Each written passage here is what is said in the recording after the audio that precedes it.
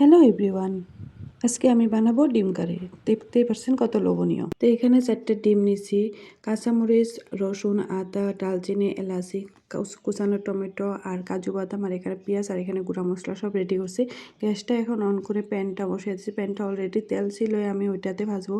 তো এখানে ডিমগুলাতে লবণ, হলুদ আর মরিচের গুঁড়া দিয়ে হালকা মেখে নিয়ে রাখিয়ে দিব।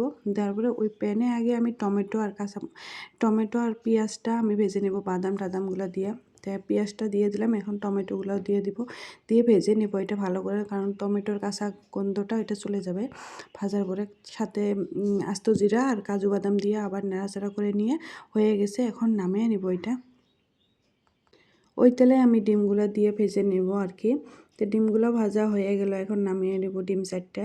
এখানে ভাজা টমেটো আর পেঁয়াজটা এখন পেস্ট করে নেব। তারপরে প্যানটা বসিয়ে দিয়ে একটুখানি তেল দিয়ে এলাচি, ডালচিনি আর পেস্টটা দিয়ে দিব। পেস্টটা দেওয়ার পরে আদা রসুনের বাটা, জিরা, হলুদের গুঁড়া, ধনিয়ার গুঁড়া, গোলমরিচের গুঁড়া আর শুকনো মরিচের গুঁড়া দিয়ে স্বাদ মতো লবণ দিয়ে নাড়াচাড়া করে লাস্টে একটু চিনি দিয়ে নাড়াচাড়া করে ডিম কটা এখানে দিয়ে দিবেন, 4টে ডিম। দেওয়ার পরে এখানে এই মিক্সার জারটা ধুয়ে একটু পানি দেবেন, বেশি পানি দেওয়ার দরকার নেই। দিয়ে নাড়াচাড়া করে একটু ঢেকে দেওয়ার পরে আমার রেসিপিটা হয়ে গেল।